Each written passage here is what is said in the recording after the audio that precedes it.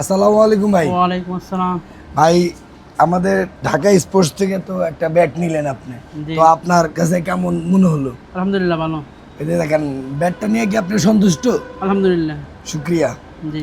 তো আপনারা তো আমাদের ইউটিউব পেজ দেখে মানে কি আমাদের এখানে আসছে, তাই না? জি।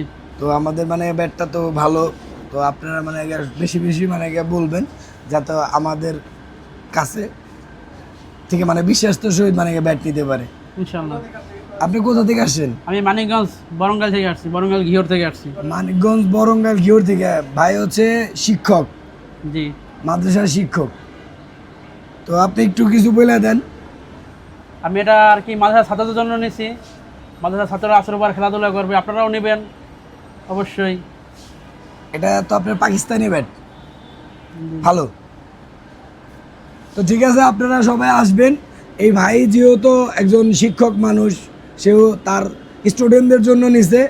তো বিকালে খেলার টাইম, জি। তো সময়টা তো, কারণ সব সময় তো পড়াশোনা না, পড়াশোনা ফাঁকে ফাঁকে একটু খেলাধুলাও করতে হয়, তাহলে মন মাইন্ড ফ্রেশ থাকে। জি। তো এই জন্য আপনারা আর মোবাইল টিপাটিপি না করে ঢাকা স্পোর্টসে চলে আসুন।